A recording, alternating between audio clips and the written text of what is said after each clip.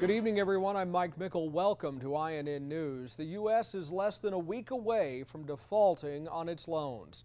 There are dueling plans to finally end the debate. In a primetime address last night, the president says it's time for everyone to take action. The American people may have voted for divided government, but they didn't vote for a dysfunctional government. So I'm asking you all to make your voice heard. If you want a balanced approach to reducing the deficit, let your member of Congress know. If you believe we can solve this problem through compromise, send that message. House Speaker John Boehner says the only one holding up a debt deal is the president.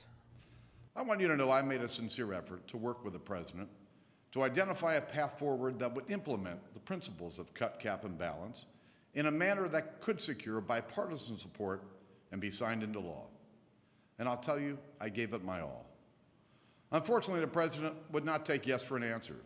Even when we thought we might be close on an agreement, the president's demands changed. Boehner says the president wants a blank check, but they will not give it to him. The House could possibly vote on its plan to end this today. In the meantime, Senate Democrats are holding off on voting on their own plan to see what House leaders do. What's happening in Washington has grounded airlines from charging you federal tax. But as Brian Latham explains in tonight's Back to Business, don't expect to save. The government has stopped collecting taxes on airline tickets, but that doesn't mean you're getting a break. Normally your tickets, say it's $300, would include $25 in federal taxes. But because of a fight on Capitol Hill, the FAA is partially shut down and can't legally collect that money right now. You'd think you'd be saving money, right? Wrong. Most major airlines immediately raised prices, so they would effectively pocket money. Only a few passed the savings on, like Alaska and Frontier Airlines. Imagine a credit card without any late fees or penalties. Citigroup's announcing plans for its new card called Simplicity. And while users will have to worry about paying on time, they will need a credit score of 720 or better. These cups are worth buckets of money. Here you see 5 Chinese carved rhinoceros horn cups. They were praised this weekend on PBS Antiques Roadshow for more than $1 million. That's the highest value collection in the program's 15-year history. The owner's name hasn't been released, but the episode with these history-making cups will air next year. For Back to Business, I'm Brian Latham. Tonight, Casey Anthony's whereabouts remain a mystery, but the furor over her acquittal continues to grow. People around the world are demanding changes after the young mother was found not guilty of killing her 2-year-old daughter Kaylee. One of those changes is a proposed law known as Kaylee's Law. An Orlando man is pushing that effort. Tonight, our Ryan Bass talks one-on-one with the Florida activist about his mission and personal relationship with Kaylee and Casey Anthony. Clint House shared an apartment with Casey Anthony's ex-boyfriend. During that time, he got to know both Casey and her daughter Kaylee. Casey lived in House's apartment during the 31 days that Kaylee Anthony was missing. A man who had a close personal connection to the young mother and her beautiful little girl. He also became a key witness for the prosecution in the Anthony's trial. She was convicted of lying to police, and I asked House how Casey explained her daughter's disappearance. So Clint, first, tell me about this law. What is it? Explain the details of it, and what exactly are you pushing for? Okay, Kaylee's Law essentially is going to make it a felony to not report your child missing after 48 hours.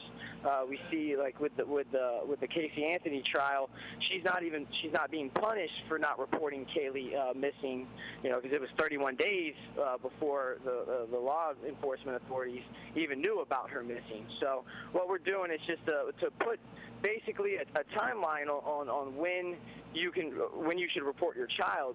Because I think we've kind of taken it for granted here. So, so yeah, that's what we're pushing for. Not reporting your child missing in a timely manner. Talk to me more about your relationship with both Casey and Kaylee. How well did you know them? I know that you said that you had taught Kaylee, how to speak, say the words dinosaur.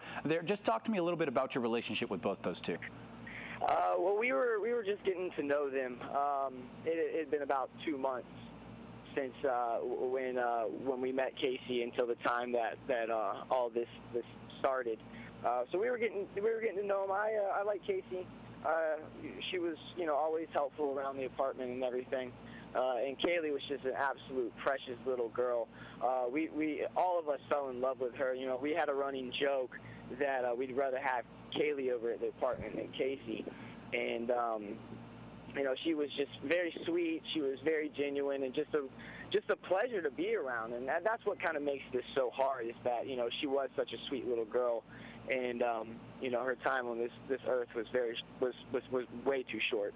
Clint, I know there was a point in time where Casey lived with you and your roommates during the 31 days that Kaylee was in fact missing. Did any of you ask where Kaylee was, and what was Casey's response? Oh, we asked her all the time. You know, I testified to this in the trial.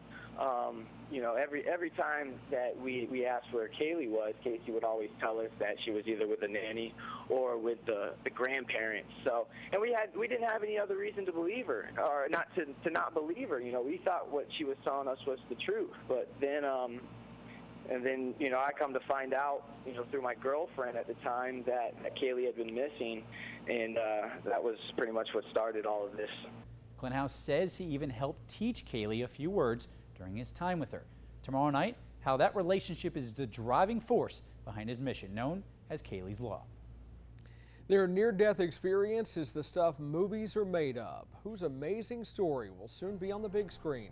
Plus, a community torn apart is being put back together. We look at the heroes in the aftermath of the Tuscaloosa tornado in a special report.